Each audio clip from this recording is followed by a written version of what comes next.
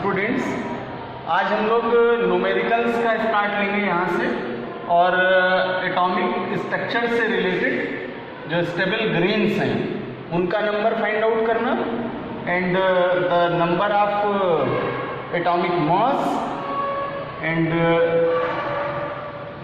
Atomic number, इनको find out करने से रिलेटेड न्यूमेरिकल्स करेंगे। उससे पहले फार्मूलों का रिव्यू लेते हैं। बच्चों, परमाणु क्रमांक को जेड से सिंबलाइज करते हैं, मीन्स एटॉमिक नंबर को जेड से लिखते हैं और जेड का नंबर प्रोटॉन्स के नंबर के इक्वल होता है। सो जेड इक्वल्स टू पी। प्रोटॉनों की संख्या इलेक्ट्रॉनों की संख्या के बराबर होती है किसी एटम में, या इलेक्ट्रॉनों की संख्या प्रोटॉनों की संख्या के बराबर होती है। The number of protons and the number of electron is equal, so we says that atom is neutral, इसीलिए परमाणु को उदासीन कहते हैं। तो पहले तो ये 3 फार्मूले हो गए जो जेड, पी और ई के नंबर से रिलेटेड हैं, और देन इसका एटॉमिक मास या मास नंबर फाइंड आउट करेंगे। तो मास नंबर को ए से लिखते हैं, यानी परमाणु भार को ए से प्रदर्शित करते हैं, और इसके लिए फार्मूला यूज करते हैं n प्लस पी।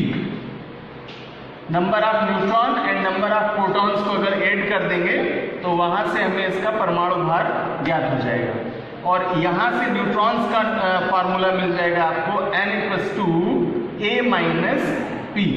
और कंडीशन अप्लाइड है कि अगर p की अवेलेबिलिटी नहीं है देन z या e में से लिया गया नंबर भी आपको न्यूट्रॉन्स के नंबर फाइंड आउट करने के लिए हेल्पफुल होगा। तो बच्चों, जैसा हम लोगों ने प्रीवियस क्लास में सीखा था कि what are isotopes, what is the value of atomic number, what is the value of atomic mass, then इसी से रिलेटेड अगर प्रोटॉन्स का नंबर सेम हो जाए देन आइसोप्रोटॉनिक, एटम्स में न्यूट्रॉन्स का नंबर सिमिलर हो जाए then isoneutronic, and the number of electrons are same then they are called isoelectronic. तो प्रोटॉन्स के नंबर से सम प्रोटॉनिक, इलेक्ट्रॉन्स के नंबर से सम इलेक्ट्रॉनिक, और न्यूट्रॉन्स का नंबर सिमिलर हो जाने पर सम न्यूट्रॉनिक कहलाते हैं। और आइसोटॉप्स और आइसोबार को हमने डिफाइन किया था आपसे। आइसोटॉप्स जिन्हें समभारी कहते हैं,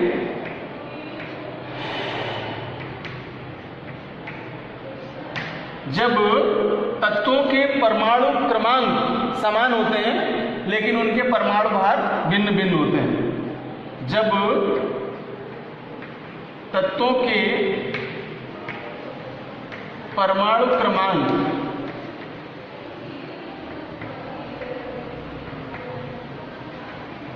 समान होते हैं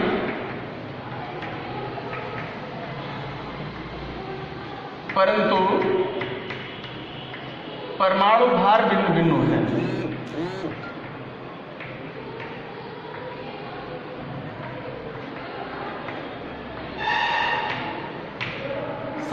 समस्थानिक कहलाते हैं। समस्थानिक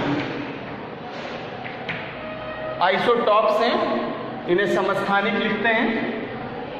और अकॉर्डिंग टू देयर नेम, जैसा नाम से हमें पता चल रहा है कि स्थान या पोजीशन पीरियोडिक टेबल में z की वैल्यू पर निर्भर करती है, और ये इंक्रीजिंग ऑर्डर में एलिमेंट्स को वहां पर व्यवस्थित करते हैं। तो डेफिनेशन हो गई कि जब एलिमेंट्स को उनके परमाणु क्रमांक की सिमिलरिटी में रखते हैं परंतु एटॉमिक मास डिफरेंट होते हैं, तब वे समस्थानिक या आइसोटॉप्स कहलाते हैं। When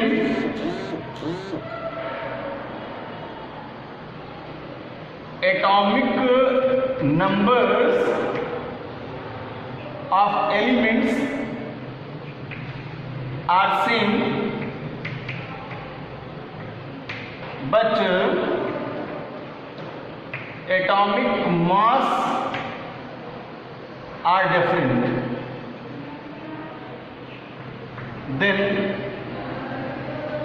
they are called isotopes. अब यहां से एग्जांपल ले लें अगर हाइड्रोजन के, तो आइसोटॉप्स के एग्जांपल्स में 1H1 protium, 1H2 deuterium, 1H3 tritium. Protium, deuterium और tritium These are the best examples of hydrogen isotopes. और कार्बन के आइसोटॉप्स का एग्जाम्पल लें, then 6 carbon 12, 6 carbon 13 and 6 carbon 14 are the best examples of isotope of carbon.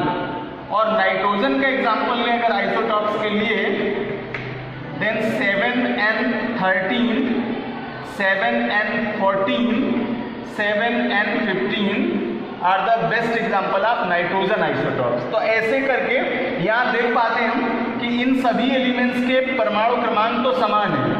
6 है carbon के लिए, 1 है hydrogen के लिए, 7 है नाइट्रोजन के लिए, लेकिन जो उनके मास नंबर्स हैं यानी परमाणु भार है वो भिन्न भिन्न है. तब इन्हें हम आइसोटॉप्स या समस्थानिक कहते हैं. तो अभी इन आइसोटॉप्स को समझना यहाँ से बहुत आवश्यक है, बिकॉज न्यूमेरिकल्स की लैंग्वेज में कई बार आपको ये टर्म दिया होगा, गिवन एलिमेंट्स आर आइसोटॉप्स. तो ये कंडीशन आपको समझनी होगी कि आइसोटॉप्स के लिए एटॉमिक नंबर सेम होंगे लेकिन एटॉमिक मास डिफरेंट होंगे. अब इसी से जस्ट अपोजिट होते हैं आइसोबार्स, जिन्हें समभारी कहते हैं. और अकॉर्डिंग टू देयर नेम ये मास नंबर में सेम होते हैं. तो आइए इनको डिफाइन कर लेते हैं और इनके भी एग्जाम्पल समझ लेते हैं. टर्म है आइसोबार. आइसोबार्स इन्हें कहते हैं समभारी. और ये वे तत्व जिनके परमाणु भार समान होते हैं परंतु परमाणु क्रमांक भिन्न भिन्न होते हैं. परमाणु क्रमांक भिन्न भिन्न होते हैं, समभारी कहलाते हैं.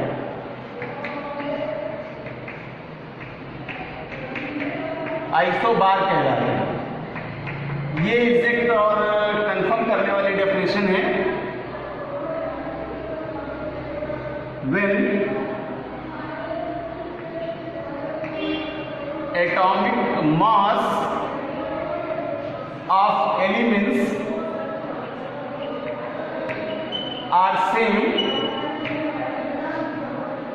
but atomic number are different, then they are called isobars. और बहुत अच्छा एग्जाम्पल है अंडर 30 एलिमेंट्स के लिए.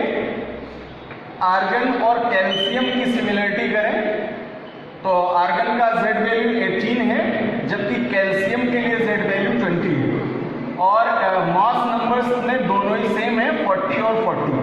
तो यहाँ देख पाते हैं कि इनके मास नंबर तो सेम है, मीन्स एटॉमिक मास तो सिमिलर है 40 एंड 40, बट इनका Z वैल्यू डिफरेंट है.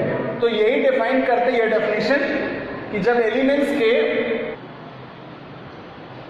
एटॉमिक नंबर्स डिफरेंट हो यानी परमाणु क्रमांक भिन्न भिन्न हो और परमाणु भार समान हो तब उन्हें आइसोबार्स कहते हैं. तो आइसोटॉप्स हुए और आइसोबार हुए. और जबकि मैंने प्रोटॉन, न्यूट्रॉन और इलेक्ट्रॉन से रिलेटेड कंडीशन आपको बता दी कि अगर सॉल्व करने में नंबर ऑफ प्रोटॉन सेम आ जाए तो सम प्रोटॉनिक है, आइसोप्रोटॉनिक है. And when the number of electron are same then isoelectronic है या सम इलेक्ट्रॉनिक कहते हैं.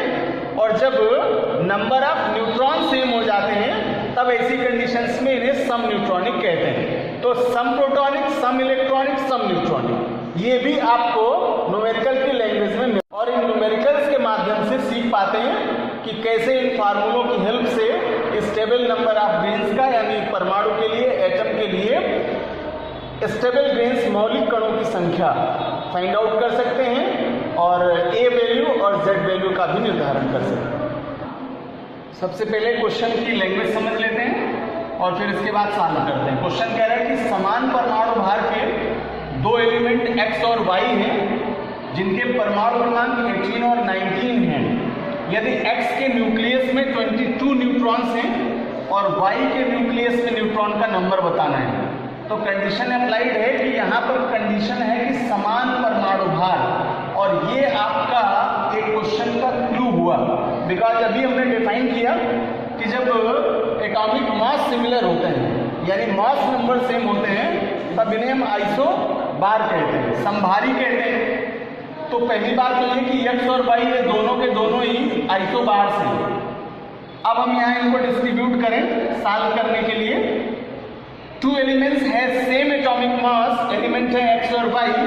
If atomic number are 18 and 19, if x has 22 neutrons in nucleus, then find the number of neutrons in y atom nucleus. तो one sided हम x atom और other sided y atom के लिए calculation करते हैं। Value denote करें, x के लिए z की वैल्यू दे रखी है 18 और y के लिए z वैल्यू है 19, जबकि x के न्यूक्लियस में नंबर ऑफ न्यूट्रॉन दे रखे हैं आपको 22 और ये समभारी हैं। कंडीशन ये है कि बोथ आर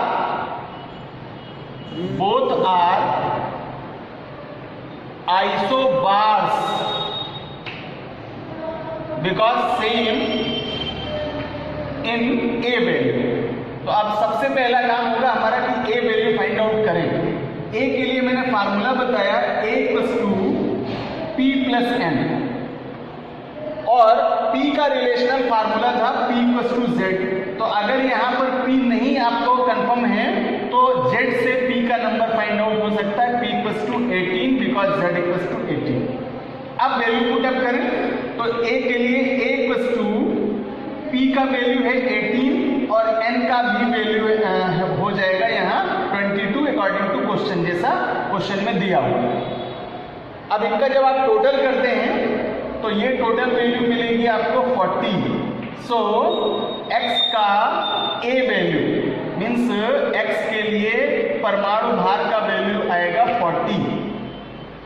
कैलकुलेशन ले जाएं y के लिए, तो अगर ये दोनों आइसोबार्स हैं तो जितना वेट x का होगा एटॉमिक मास होगा उतना ही y के लिए भी होगा।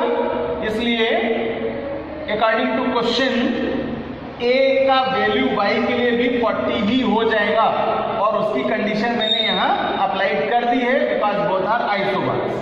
अब क्वेश्चन कह रहा था कि y में न्यूट्रॉनों का नंबर फाइंड आउट कीजिए, देन न्यूट्रॉन का फार्मूला करिए n = a - p, और p की अवेलेबिलिटी ना हो देन p की जगह में हम z का वैल्यू भी रख सकते हैं। ये फार्मूला होगा। a का वैल्यू 40 है और p का नंबर 19 देख लेंगे बिकॉज z का वैल्यू 19 है। तो अगर z 19 है देन कंडीशन के अकॉर्डिंग p = z से प्रोटॉन का नंबर भी 19 होगा, और इसमें से आप 40 में से 19 को माइनस कर दीजिएगा तो y एटम के न्यूक्लियस में नंबर ऑफ न्यूट्रॉन हो जाएंगे 21, और ये आपका इस क्वेश्चन का फाइनल आंसर हो जाएगा, क्योंकि क्वेश्चन कह रहा था y में उसके न्यूक्लियस में कितने न्यूट्रॉन हैं, तो y के न्यूक्लियस में 21 न्यूट्रॉन होंगे। अब करते हैं अगला क्वेश्चन, और क्वेश्चन की लैंग्वेज समझते हैं कि कह रहा है एक एलिमेंट का एटॉमिक नंबर 26 है, z का वैल्यू 26 है और इसका एटॉमिक मास यानी a का वैल्यू 56 है, और इसके न्यूक्लियस में नंबर ऑफ न्यूट्रॉन और number of proton find out करने हैं। सबसे जरूरी बात कि अगर एक जनरल स्ट्रक्चर ने एटम का, तो हम जान पाते हैं एटॉमिक मॉडल्स पढ़ लिए हैं कि वहाँ मिड पार्ट उसका न्यूक्लियस है और न्यूक्लियस का एक्सटर्नल पार्ट ऑर्बिटल है। तो नाभिक में है प्रोटॉन और न्यूट्रॉन, जबकि इलेक्ट्रॉन्स ऑर्बिटल्स में प्रेजेंस रखते हैं, मूवमेंट करते हैं। तो यहाँ आपको इसके न्यूक्लियस में प्रोटॉन और न्यूट्रॉन का नंबर फाइंड आउट करना है, number of proton how much and number of neutron how much. Value denote करें तो अनसर्टेन एलिमेंट है, z का वैल्यू 26 करता है क्वेश्चन में, और a का वैल्यू गिवन है 56। अब number of proton equals to how much and number of neutron equals to how much. Formula करेंगे यूज प्रोटॉन्स के लिए p इक्वल्स टू z, तो प्रोटॉनों का नंबर उसके परमाणु क्रमांक के बराबर होगा। एट लास्ट ई का वैल्यू z के लिए देख करके 26 लिख लेंगे और ये प्रोटॉन का नंबर आपको मिला 26। एक आंसर तो ये हुआ। दूसरा कह रहा है कि नंबर ऑफ न्यूट्रॉन, तो न्यूट्रॉन के लिए फार्मूला यूज करते हैं n =